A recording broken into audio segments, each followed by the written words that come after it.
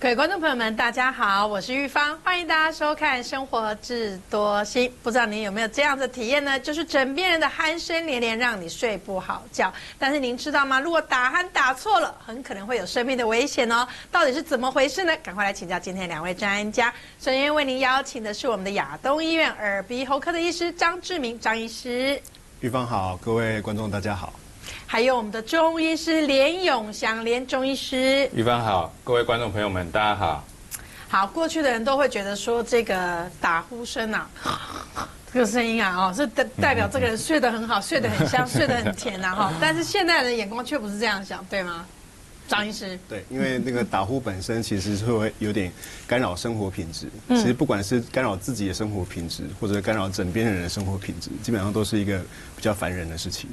我想呢，这有经历过的人都一定知道。那这让我想到呢，那个我们以前小时候呢，我们家是住在那种矮小的平房啊。那我们这种矮小平房呢，都是用木板隔间嘛。那这时候我就跟我们爸妈还有我那个家人住在一起。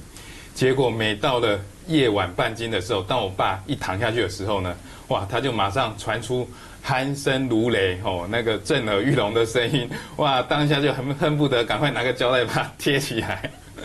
那很好玩的是呢，那个过了一阵子以后呢，我们家就慢慢演进出一套那个模式什么模式？譬如说，像我的话呢，连医师来讲呢，我就尽可能提早睡觉譬如说我老爸12点睡觉，我11点半就睡啦11点半睡着了以后呢，我就不会受到他的鼾声影响了那我老哥更绝，他就干脆呢直接搬上去楼上，搬上去楼上呢就听不到那个打呼的声音，就不会被影响了。那我妈妈呢比较好玩的，就是有一天晚上呢，她跟我讲说，你知道吗？我现在没有听到你爸爸的打呼声呢，我睡不着觉了呢。果然是枕边人呐，这是真爱啊！是啊。所以大家都会，有的人会觉得说这个打呼声啊，可能就是无伤大雅。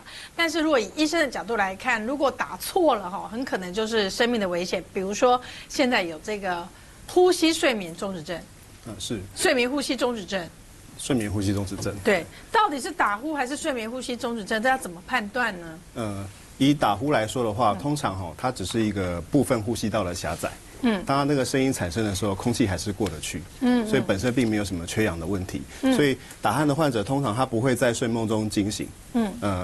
少部分人会啦，比如说他可能睡眠到第1期的时候，还没有很熟睡的时候，可能自己听到自己的呼声，自己就醒了。我常常听到我自己的打呼声把我自己吵醒，那代表你的睡眠还在很浅的时候，可能只是 stage 1而已。那到睡眠的2、3、4期比较熟睡的时候，这个时候已经可能对这些声音没什么感觉，所以你会睡得很好。甚至有些人来我的门诊的时候，他说我的睡眠品质很好啊，然后我也没有感觉到什么问题啊，但是有问题的是他枕边人，因为他枕边人受不了了。对，所以打呼呢。白天的时候精神也算不错，因为他没有缺氧的问题，不会嗜睡，然后也没有什么致命的风险，因为没有缺氧的问题。但是如果说你的打呼相当的厉害，你到睡到一半的时候，可能呼吸道已经到完全堵塞的程度，这时候就会产生一个睡眠呼吸中止症。他可能睡到一半的时候，呼吸的那个打呼的声音从一个明显的打呼声音越来越小声，越来越小声，最后就不见了。不见的时候，这时候他呼吸已经到了一个终止的阶段。直到他一直缺氧到自己，受不了了，突然之间就惊醒，所以他会突然之间大抽一口气。对，好，那个时候整个也比较躁动、比较浅眠的阶段。整个晚上的过程就是在这样子的来来回回中度过。那也因为缺氧的关系，所以他白天的精神并不好，他很容易做事情的时候打瞌睡，一旦放松没有集中注意力的时候就打瞌睡。那长期如果暴露在这种缺氧的环境底下，身体发生一些致命风险的机会，当然也会来得高得多。包括一些心血管的疾病或脑血管的疾病之类的。所以提到了这个睡眠呼吸中止症会造成很多疾病。常常形容就是说，气道啊，它好像一个我们认为好像水管一样好了。那我们去吹这个水管，它吹得出声音来吗？基本上是不行的嘛。为什么？因为水管是吹不出声音的。但是笛子呢？笛子我们却可以吹出声音来。为什么呢？因为笛子的前端呢，它有一个比较狭窄的地方。那空气经过的时候就会产生摩擦，产生震动，进而发出声音。这也是我们打鼾跟呼吸中止症的原因，最主要的原因。我们可以从图上看到呢，在右边的时候，它是正常的情形，最正常的情形，它这时候呼吸的气道是畅通的，就好像你是水管一样，它的管径是粗的，没有问题，不会有声音。但是呢，当我们开始，譬如说舌头肥大，有些人是结构性舌头肥大啊，悬雍垂下垂啊，局部软组织开始压迫到气道的时候，这时候就好像那个水管的前端开始慢慢被压扁了，这时候呢就会有一些打呼的声音哦。然而，当状况严重到这些软组织已经把整个气道呢压迫住以后呢，它就会没办法呼吸。到这样的一个症状的时候，我们就会称之为睡眠呼吸中止症。那它会影响到我们血中含氧的浓度，然后也会导致呢，譬如说那个注意力不集中啊之类的以外呢，还会影响到我们的血压的问题。哦，所以睡眠呼吸中止症应该会造成很多危险性吧？它危险性呢包括一些白天的症状跟晚上的症状。白天的部分因为晚上都缺氧的关系，所以他可能会常常觉得头很痛。然后白天的精神也不好，容易打瞌睡，精神不集中，或者是说影响到他的情绪，暴躁易怒。那这种在做一些特殊工作的患者要特別注意，比如说你是开车，你是驾驶，或者你会操作一些比较重机具、危险的器具的话，你也可能因为这样子精神不集中或嗜睡，容易在操作过程当中睡着，产生一些危险。那晚上的话，当然就是可能产生一些持续的打呼的现象。那或者是说这个持续的打呼现象常常会被一些呼吸中止断掉之后，然后又重新再来。那通常自己会注意不到的是暂停的这个部分，因为已经睡着了。但枕边人可以注意到，他可能可以看得到你呼到一半之后，气就不见了，胸部还在起伏，但是没有气流。那有些时候可能会睡到需要喘气或者是呛到，然后睡眠的品质当然也会受影响。那因为缺氧的关系，体内一些荷尔蒙会改变，导致你可能晚上的时候尿液制造很多，会需要去跑厕所。所以有这几个现象，就表示你要去看医生，确认一下自己是不是有睡眠呼吸中止症哦。对，尤其是枕边人的观察，会是我们医生列入评估的一个重点之一。其实睡眠呼吸中止症啊，它最首先呢，记录在医学史上呢，是在1976年那时候。1976年那时候，那个美国那边的精神科医生呢，他以睡眠呼吸中止症这一句话呢，发表了一篇期刊。但是呢，在整个人类的历史过程中呢，其实它最早它可以溯源到西元前360年。西元前360年前呢，那时候在古代的希腊呢，有一个暴君。这暴君呢，它有一个特征，就是说它很肥胖，胖到呢，它那个拿东西都快拿不到东西吃。然后呢，他睡觉的时候打呼异常的打呼很大声，然后醒不来呢，很疲累以外，他醒不来，他要问诊的时候还要大臣呢拿那个针啊还是什么刺他，他才起得来。那这是最早被记录到的一个那个睡眠呼吸中止症的一个问题。那后来慢慢有一些小说家，随着时代演进，有一些小说家也开始在描绘了一些比较特别的症状，譬如说像在第18世纪那时候呢，有一个英国的作家叫做狄更斯，他就在他一本小说叫做《匹克威克外传》里头呢，就描绘到一个小男孩呢，他是一个身材肥胖然后睡觉打呼，然后而且做事情可能就是容易疲累啊，容易脾气暴躁的人。那这样的类型的呢，也是我们认为呢比较容易患有睡眠中止症的人。第一个男生，第二个呢年纪超过40岁以上，第三个肥胖，第四个呢他可能会有一些譬如说像是饮酒啊、药物的病史这样子。那这样说起来，我老公都有。好，所以我们要从这个枕边人的这个注意是很重要的。比如说，听说可以从鼾声来判断它危不危险，对不对？有些时候病人带枕边人来，他会描述给我听。有些时候甚至就录音直接给你听。对，医生也听。我都有录音。就是这样的声音。对，那我们在听这个声音的时候，其实观察重点主要是它是连续的或者是间歇的。若是间歇的，你听不到鼾声，那个时候其实有时候不是它好了，而是它停掉。对，所以这个时候反而是比较危险的。好，所以如果说你有观察到你的枕边人，他常常鼾声打到一半就停住，然后声音是一个比较高频的，因为空气道比较狭窄，经过那个气流会造成一个比较高频率的声音。如果你观察到这样的声音的话，是特别需要带枕边人来医院做一个比较详细的检查。哦，这个其实是这样子，我没有办法判断。没有，其实用图片看就可以很清楚。就是我补充一下张医师讲，就是说，当我们的软组织它压迫呢，它是有一点压迫的时候呢，这时候它会发出呼呼作响的声音，在中间这段时间。但是呢，到了比较严重，整个压迫的时候，反而呢，整个气道是被压迫住的。这时候你是会没有声音的哦，所以它的那个打呼会中断，中断了以后，过了几秒钟会突然。哇，好像醒过来的感觉，吓醒。为什么？因为已经没有气啊，他赶快呼气。所以如果你的枕边人，或者说你听到，哎呦，朋友怎么会这样子打鼾的情形呢？看他是不是你仇人。如果是仇人就不要讲，如果是朋友就要赶快提醒他。啊，要摇一下，是不是？通常摇一下状况会好一点，对。摇一下，摇一下，其实你只是把他的那个睡眠的深度把它摇到浅一点。啊，对你把它摇到浅一点之后，肌肉开始又恢复一点张力之后，空间又大一点，气又过得去。是，但他可能马上要进入熟睡的状况，所以又开始了，对不对？对，所以需不需要摇醒他，就看你想不想睡觉了。如果你真的想好好睡一下，你干脆把它摇得清醒一点，然后你赶快趁这个时间赶快睡着。对，通常我都说，爸爸，好像有人在敲门，你去看一下，然后他就怎么站起来，我就趁那一秒赶快睡觉。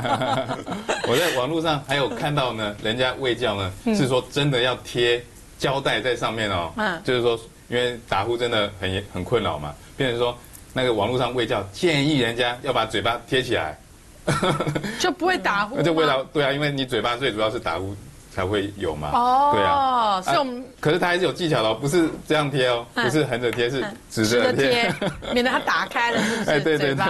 好，所以我们来看一下打呼的原因是哪一些呢？当然可能就是太胖了，对不对？老化也会，因为少年时中都不会打呼，现在会了。老化的话，因为里面的这些肌肉组织开始慢慢比较萎缩了，是，那个组织的那个紧致度有差，所以更容易因为睡熟的关系，整个肌肉张力没了，就更容易下垂，整个塞住呼吸，对不对？喝酒、抽烟、吃药。喝酒的话，就是你镇定的那个神经对，所以变成说你的肌肉更容易失去张力，也是容易塞住。所以没有张力就容易打呼。对，像服药的部分，服用一些安眠药或镇静剂，有时候其实也是加重了打呼或者加重呼吸中止症的严重程度。原来这样，家族史。常常就是这个家族里面的男生好像大家都容易打呼，那其实因为结构上面大家都同一个家族的人嘛，所以里面的构造可能大家都长得很类似很像，都是比较容易堵塞的那种特性。所以有家族史的患者好像也会出现一个就是很多家族里面的人都容易打呼这个特性。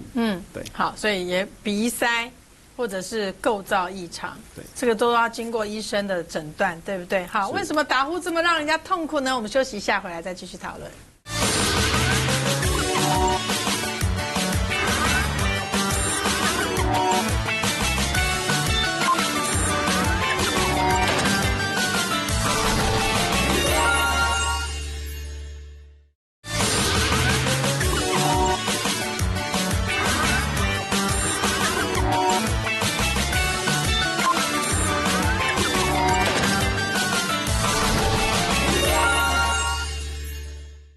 好，中医上面怎么看打鼾这件事情呢？其实打鼾呢，它就它的原因来讲呢，它是有2种可能啊。第一种呢，它是结构性的，结构性就是说它的舌头是真的特别肿大啊，或者是说它的悬雍垂特别下垂啊，或者是说它的局部的脂肪啊、软组织啊特别丰厚，所导致的压迫，那这是结构性的问题。第二型的人，他是神经性的人，神经性的人就是像刚才张医师有提到的酒精啊，或者是药物呢，导致神经比较那个麻痹掉以后呢，肌肉松弛以后，砰，去压迫到气道的畅通。这一型的人呢，连医师深感其受。为什么呢？因为连医师呢，平常在家呢，偶尔呢会小酌一下下，但是就是小酌那么一下下，但是可能因为呢不胜酒力呢，晚上睡觉的时候，有时候睡一睡，突然呢就会被自己的整个这个压迫住，然后开始咳嗽，甚至呢会那个突然就起来。那很奇怪，就是说，只要那天有喝酒以后呢，那个起来的频率会很高。就是说，通常我们起来一下就睡着嘛，但是只要有喝酒以后，只要是我躺着的时候，过大概半小时就会再起来一次，而且那个睡的程度呢，是你感觉都没有熟睡的嘛。那后来呢，我慢慢发现有一些方法可以把它改善掉，就是呢，如果我那天这样子的话呢，我就赶快改侧睡。为什么呢？因为侧睡呢，那个肌肉就比较不会去压迫到这个那个气道。那中医呢，针对打呼呢，有没有分型？有没有呢？有的。那我们第一型分型的人呢，就是属于痰湿型的人。痰湿型的人呢，就是像刚才有提到，譬如说身材比较肥胖啊，然后那个喜欢喝酒的人啊，那这一型的人呢，他打呼声音呢，我们可以从打呼声音去判断哦。那这一型的人，他打呼声音就会特别的大声，特别响彻云霄。那第二型的人呢，他是血瘀型的打呼。那血瘀型的打呼呢，顾名思义，他身体里头是有瘀的情形。那他这一型的人呢，他的特性就是说，除了他睡觉起来以后那个会容易全身紧绷、酸痛以外呢，他打呼呢会有一种那种忽大忽小啊，甚至会突然断掉的情形。那就是表示他身体有瘀住。那这是血瘀型的部分。第三型的人呢，叫做气血不足的打鼾。气血不足的打呼。那这一型的人呢，就比较偏向于呢刚才讲的神经性，就可能因为他气血不足啊，然后他的局部的肌肉的那个紧实度不够，在睡觉的时候呢，他突然松懈掉了以后呢，他去压迫到我们的气道，所以这一型的通常是见于呢比较瘦瘦小小的女生。那这一型的人呢，连医师也深感其受。为什么呢？因为老婆呢就是这一型的患者。气血不足也会，是的，太胖也会，太瘦也会，是的啊，所以这个大家就是要好好调养。对，所以还有一个研究有发现说，短下巴或斜脖子的人，80%以上睡觉都会打呼。其实就结构上面来说，你呼吸的通道其实很长哦，你从鼻孔开始，然后进到鼻腔，一路往喉咙，往底下走到气管为止，这个路很长。任何一个地方塞住都容易打呼。那提到这些小下巴或下巴后缩的这些患者呢，因为他的那个结构比较往后，所以当他睡熟的时候，他舌头比较容易往后倒，塞住我们的呼吸道。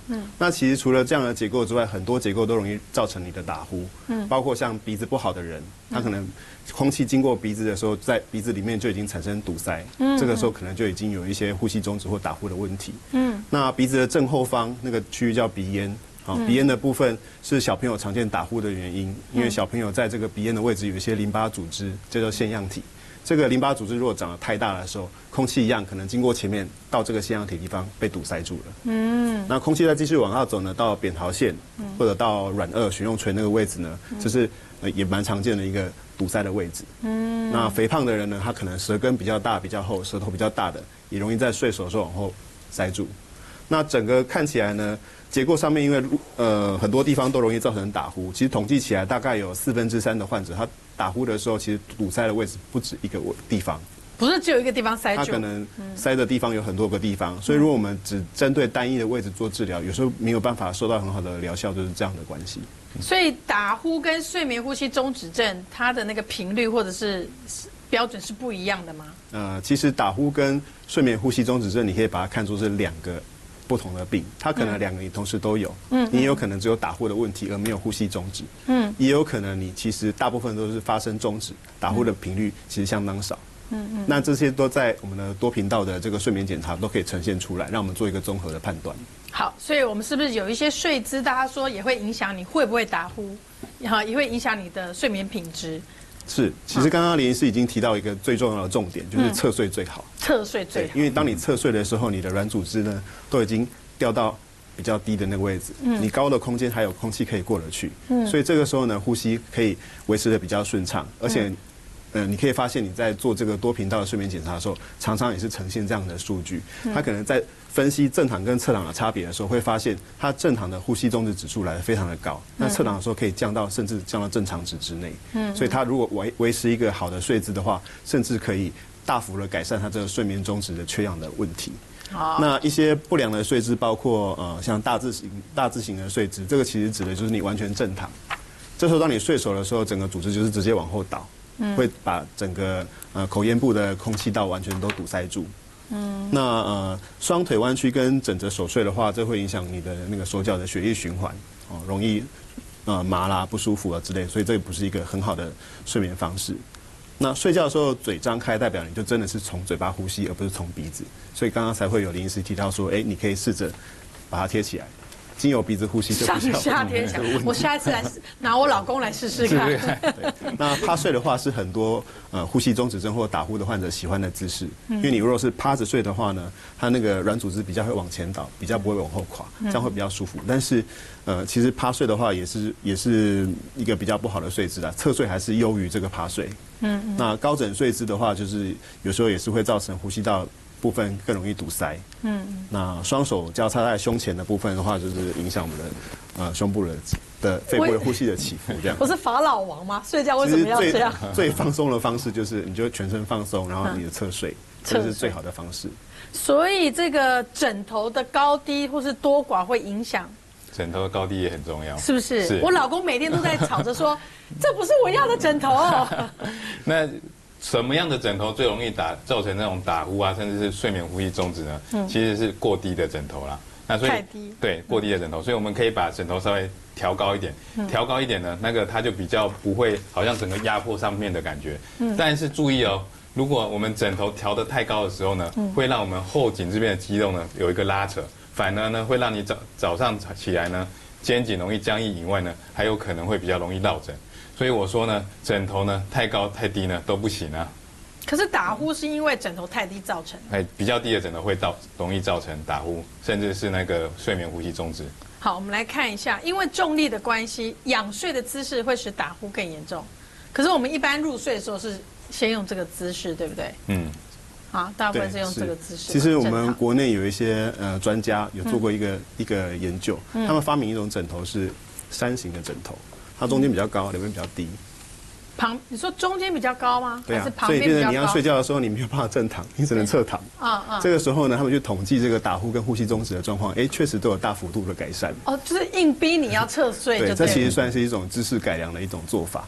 对，像有一些书籍是这么写的啦，你可以在那个穿的衣服的那个部分 T 恤后面缝一个网球，那你就无法正躺，你就只能侧躺而已。这也是国外有人拿来治疗呼吸中止症一个做法。不过我个人没有很推这个做法，我觉得这样子我来，我研究以后把答案告诉你们哈，回去我就把我老公的睡衣通通缝一个网球，是不是？对，所以他们的概念大概就是希望患者能够保持一个侧睡的概念，让你的呼吸道至少能够有一个部分是可以让空气顺利的过去，而不会造成缺氧。但也有人说是左侧睡比较好，比右侧睡好。但左侧睡不是会压心脏吗？张医师怎么看？我没有什么特殊的看法，只要侧睡就好。侧睡感觉起来就已经好很多了。好，所以你看侧睡的话，你的舌头会往前倾斜，然后你的下巴会稍微往前移动，这样就可以减缓打呼的问题。所以现在有一些枕头，它其实不是以前我们买的都是羽毛枕，就是蓬蓬圆圆的嘛。现在枕头就是有波浪啦，所以那种就是比较好，对不对？专门市面上有卖那种专门止鼾的枕头，那是有效的吗？像那种羽毛型那种蓬蓬的枕头啊，它就是因为睡久了以后呢，你会塌陷下去嘛。对。那塌陷下去以后呢，那肌肉软组织就压下去了，所以呢，它反而会比较容易导致这种打呼的情形。是。那像那种有波浪的，因为他们有经过设计以后，它比较有支撑性，比较支撑性以后，它的那个头比较能够固定在同样的位置，那气道呢就可以保持它的畅通度。我有个朋友，因为他打呼很严重，他老婆就坚决说你一定要去看那个睡眠呼吸中止症这个问题，OK？所以他到了医院去，医院就说你要住院1个晚上，是，然后身上要贴很多记录你的。对，这就是刚刚提到的那个多频道的睡眠检查。不过实际上这也不是住院啊，他只是在检查室睡1个晚上。对。那有些患者因为他特别会认床，他到外面睡，他睡不好，没办法。对，所以像这样的状况呢，他做这个测试可能准确度就没那么高。哦。因为他没有办法达到一个很深层的睡眠，没有办法呈现一个比较真实的数据。我不能把这个机器带回家睡。所以如果有这样子的患者的话，我们就会请他做居家型的，也是有居家型的。我们派专人去家里面接这样的机器，那你就多负担一点车马费，然后在家里面睡得比较安稳，比较能够呈现你真实的睡眠状况，这样得到的数据可信度也会比较高。所以这个睡觉会影响我们一整天的精神嘛，对不对？是的，有一种比较简单的测量方式呢，是测量血氧啊。因为他去医院测量的话，它是测量很多，譬如说眼电啊、肌电啊、心电啊、鼻道畅通度啊，这是比较缜密的、比较仔细的一个检查。但是如果你只是初步怀疑、初步要判断你是不是有这样的问题的话，可以用血氧的方式去研究。那因为我们知道说，当你的呼吸道被压迫以后，血中的氧气它的浓度就会开始下降了嘛。那这时候我们就可以针对你一个睡觉的情形，看他那个血中的氧气量有没有大幅的下降。那如果有大幅的下降的时候呢，这时候我们就可以再去医院做一个更详细的一个诊断。那另外呢，有一些人不是说刚刚有提到下巴要怎么看睡眠呼吸中止症，有没有这样的方法？有啊，我们就譬如说你的下巴，因为每个人的下巴都觉得自己长得很漂亮嘛，但是我们可以拿一支尺，从譬如说一支尺从这个下巴呢量到喉结中间这边，那如果呢你的这样子的一个中间呢一个指头呢，如果通得过的话呢，表示呢 safe 你这个下巴呢的那个不会太短也不会去压迫到。但是如果你这样子压下去，指头过不去的话呢，那你就要注意啊，可能有双下巴，就是下巴比较短的情形，那就要可能要开始做一些注意了。好，假设我真的被判断出来我会打呼影响到枕边人，然后我也有可能有睡眠呼吸中止症，到底该怎么治疗呢？休息一下回来告诉你。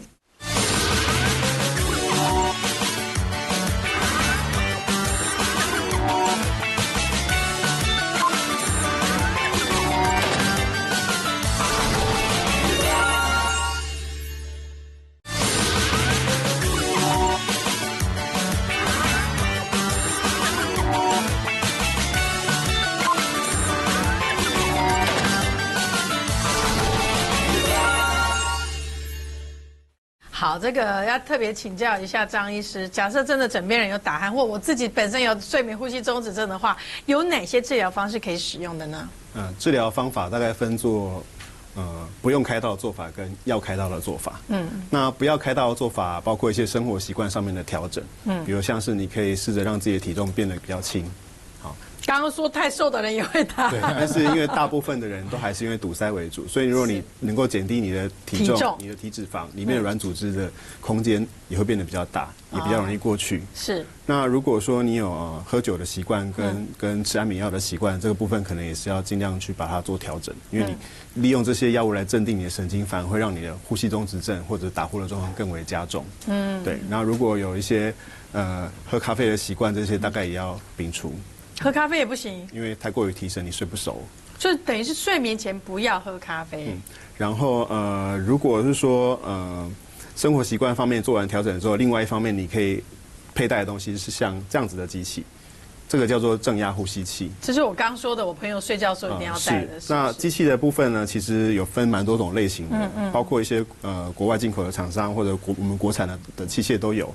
那机器有大有小，像这种的话是比较居家在使用的，它是比较大的机器。然后里面有一个加湿器，因为你在呼吸的时候，你还是需要有一定的湿度，所以利用这样的方式呢，一台主机连着一根管子，然后再加上一个面罩，面罩部分可能是鼻面罩或者口鼻面罩。那你在睡觉的时候带这个东西睡觉，那机器打开之后，它会侦测呼吸。当它发现你的呼吸有终止的现象或者异常震动比较厉害的时候，它会自动的把一个比较大的空气气压推过去。所以塌陷的部分当然会因为机器把空气推过去的关系。这个塌陷的位置就会打开，重新打开，让气流可以过去，这就可以克服我们呼吸中止的问题。那有些患者会觉得说我要带这台机器很麻烦，因为我常常需要出国出差，到处跑来跑去。那可能他会选择就是像这种比较简便型的，还有简便型的，对，这种主机就比较小了，但它没有加湿器，它是靠里面的一些结构保留自己的呼吸的一些湿气。利用这样的器械也可以随身携带，到处跑到处使用这样子。所以装了这个就不会打呼了。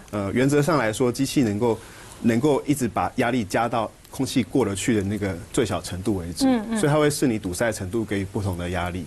所以当你真的有发生打呼或呼吸中止、空气道有堵塞的时候，不管你是塞在哪个位置，空气都能够强迫它过去，所以可以大部分可以解除掉大部分这个堵塞的问题。哇，所以这是先医院帮你判断出你有睡眠呼吸中止症，你可以不开刀的方式，你可以用这个。对，但是因为佩戴这个东西毕竟它还是会有一点不变性。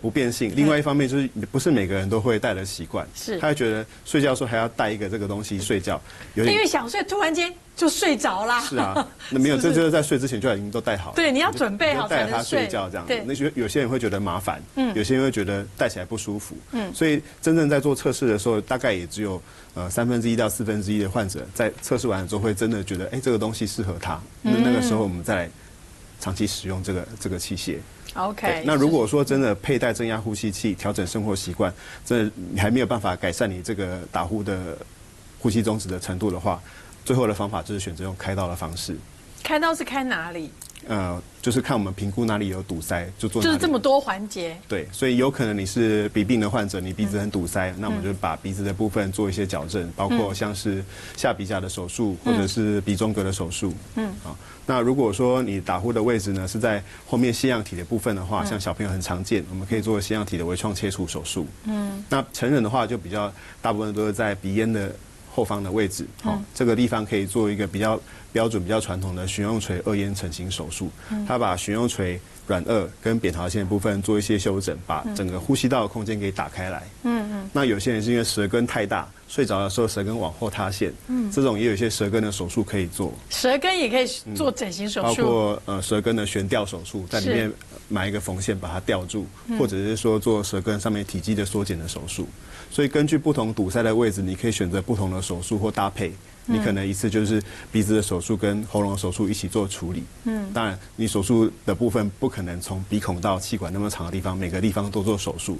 所以实际上来说，你做完手术，如果你是期待说就完全不再打呼跟呼吸中止，这是比较困难的。可能这个机器还比较做得到这样的效果。所以以手术的效果跟机器的效果来讲，就是机器的效果比较好。有可能是这种现象，也有可能是持平啦。就是如果你手术的部分就是完全就是你堵塞的位置，那做好之后你就会觉得100%都好。所以人老化真的要备好很多老化基金哈。是。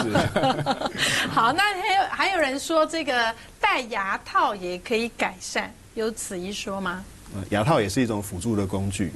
它算是刚刚提到的那种非开刀的方法。那目的呢，它是要扣住你的这个下颌骨，让它在睡觉的时候不要往后倒。那扣住你的舌头，让它不要往后倒。所以戴牙套本身对于这个舌根会后倾的患者来说，也是有一定的疗效。那我们请教中医师，对，就是说在中医的治疗上，如果想要改善打鼾的问题的话，是刚才我们有提到呢，打鼾呢它分成2个部分嘛，一个部分呢是那个结构性的，一个部分呢是神经性的。那我们先从神经性的开始讲。神经性的，有的人他是因为比较紧张啊，然后睡眠长期不好啊，或者是说他那个精神那个状况比较不稳定的人，他就有可能是神经性的问题。这时候我们就要针对他的这种情绪去做舒缓，这时候我们会放一些疏肝的药材。那在临床上呢很好玩哦，前一阵子有一个案例呢，她是一个女生哦，长得亭亭玉立的。那她跟我说，连医师可以帮我改善打呼。我说为什么？长得亭亭玉立。对，然后瘦瘦的，然后我就问她为什么？因为我怕呢，我去毕业旅行的时候呢，被同学发现。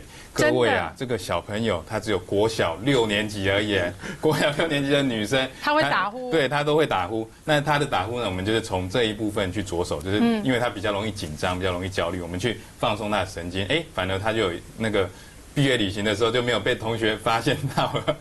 那另外呢，譬如说像是戒烟戒酒，这刚有提到。那除此之外呢，我们要怎么针对结构性的部分去做改变呢？结构性的部分我们刚有提到嘛，就是说除了舌头，这可能就要找张医师去处理以外呢，鼻子的部分因为鼻子的部分，连医师在诊间常常帮人家把这种下鼻甲肥厚啊，甚至那种鼻子的黏膜不稳定，我们把它处理掉。那把它处理掉完以后，打呼真的会改善呢。那为什么呢？因为我发现有一些人呢，他在晚上睡觉的时候呢，他可能鼻子不好嘛，鼻子塞住以后，他就自动切换成嘴巴呼吸了。那自动切换成嘴巴呼吸以后，软腭就下去了，下去以后，整个软组织就慢慢压迫，开始产生打呼。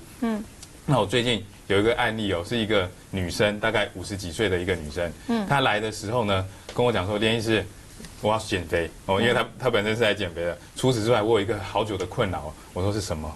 我晚上呢会打呼大声到呢，连我老公都跟我抗议了。那后来呢，我就检查他的鼻子啊，他鼻子里头就是有一些状况。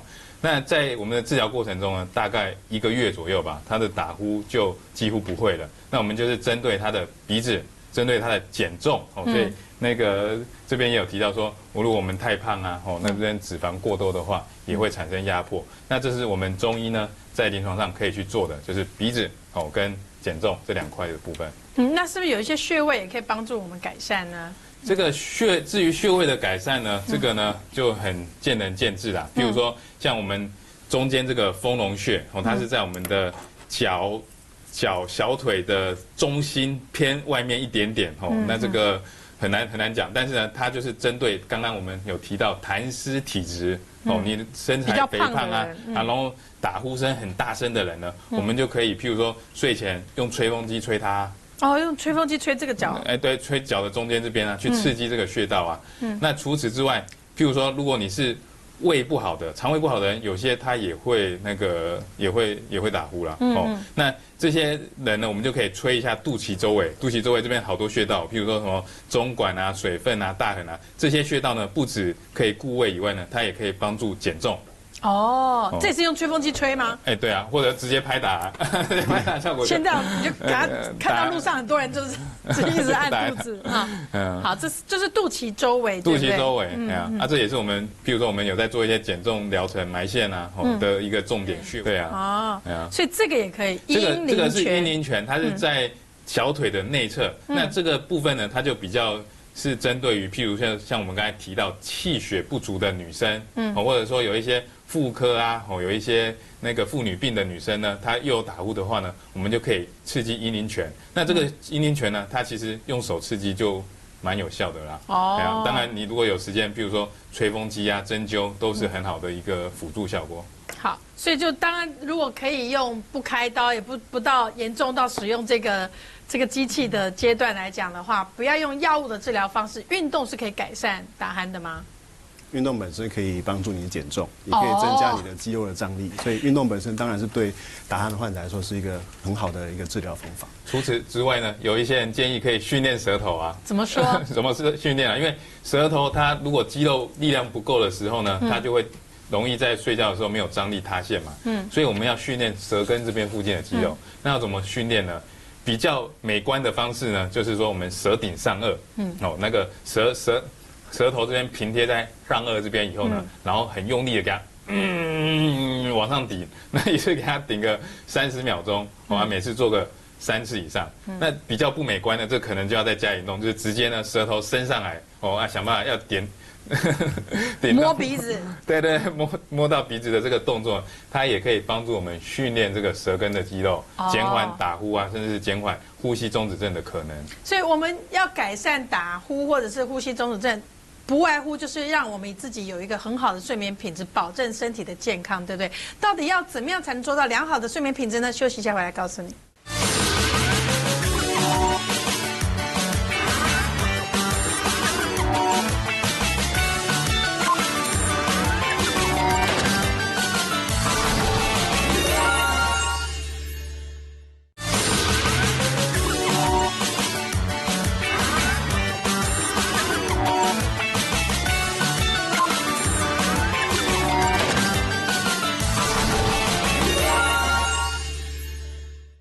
很多人一定觉得很奇怪，自古以来这么多人在打呼，为什么现在我们突然间把它变成一个显学，这么特别注意它呢？不外乎就是因为你如果打呼的话，会影响你的睡眠品质，一旦影响了你的睡眠品质，你的身体健康就大受影响，是不是这样的逻辑？其实那个，我常跟我比较年长的患者讲啊，说有年黑几个要件做到就好，吃的咯，困的去，放的出来，笑的开，安尼就好啊。但是呢，这几项里头最难做到的呢，就是困的去，对，困的去啊，变得是说那个到了老化过程的时候，就开始会睡得不好，睡不好。那因为这睡眠的东西呢，它牵扯到的东西真的太广了譬如说你的体质啊，你的环境啊，甚至你晚餐吃什么啊，晚上跟人家讲电话的时候有没有生气，都会影响到你的睡眠。所以就那个非常的整个加起来就变得非常难以治疗。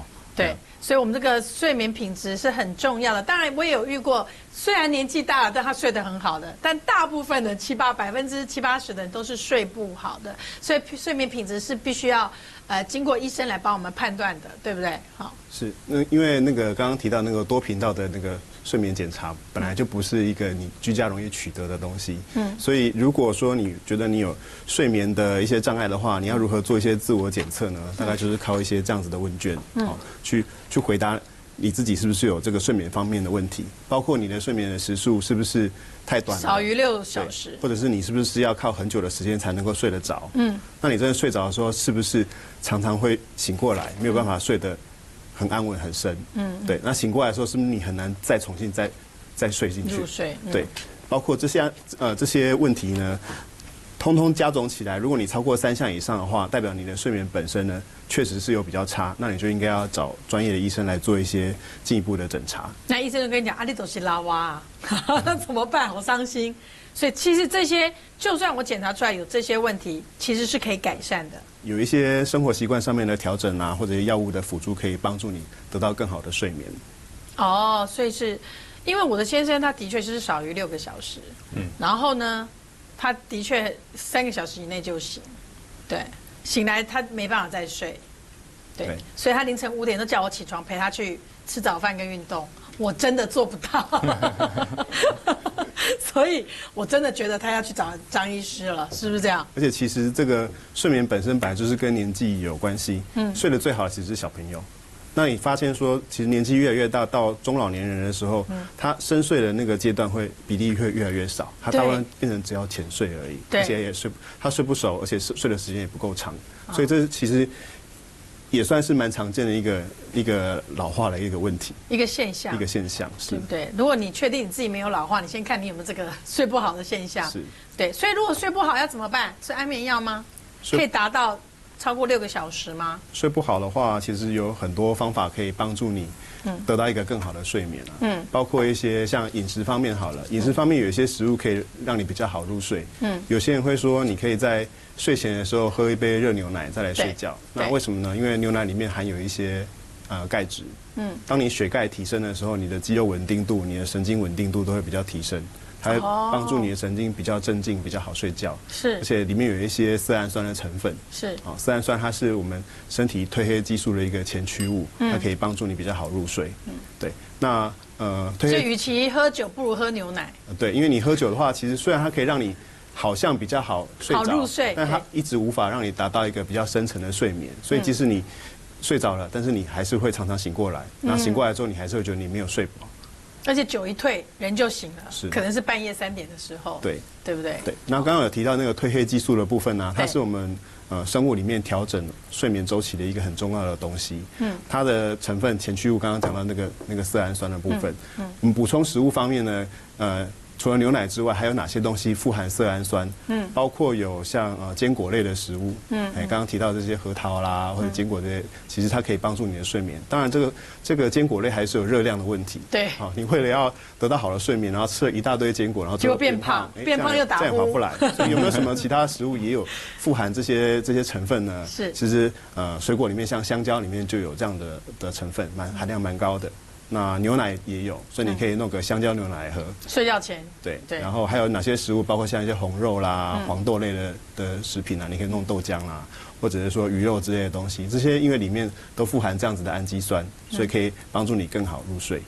对。那褪黑激素的话，另外一点就是它必须要在一个比较暗的环境里面才会生成。对。如果你在睡觉的时候呢，你打开电视或在那边滑手机，接触到很多光线，其实它会阻碍你褪黑激素的形成，反而会干扰你的睡眠。因为褪黑激素它在体内有一些特性啊，除了像刚才那个张医师提到说，褪黑激素它会转成血清张力素，那血清张力素就是帮助我们身体可以放松啊，得到深层睡眠的一个重点，所以它那个是很重要的褪黑激素。但是呢，褪黑激素有2个特性，第一个特性呢就是说，它呢遇到光，就刚才张医师有讲说，它遇到光呢，它就不怎么分泌，它分泌量会本来很高，咚就掉下来了。第二个特性呢是它在人体呢有一个分泌的高峰，那这个高峰值呢是落在夜晚的大概12点左右。那所以中医不是都叫人家说啊，11点到那个1点一定要睡觉吗？不然那个会不能养肝吗？其中也是有它的道理所在的。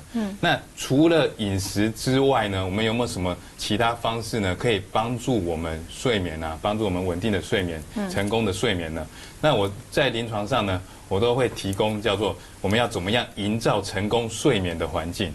那为什么我会这样讲呢？因为每个人的体质不一样嘛，那所以每个人好睡的时间点会不一样哦。那像我这边呢，在最右边呢，我就简单列了几个比较容易好入睡的一个时间点。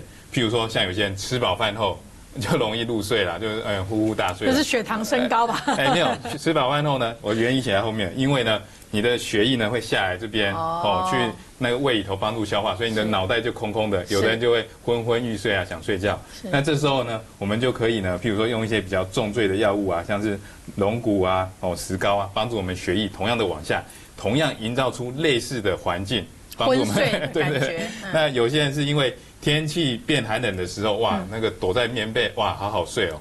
那这类型的人呢，就是说我们可能就是要让他的火气稍微下来一点啦。这时候我们就会用一些寒凉的食物或药物，像是黄连跟百合。那说到这百合呢，连医师最近有一个好深的一个体悟。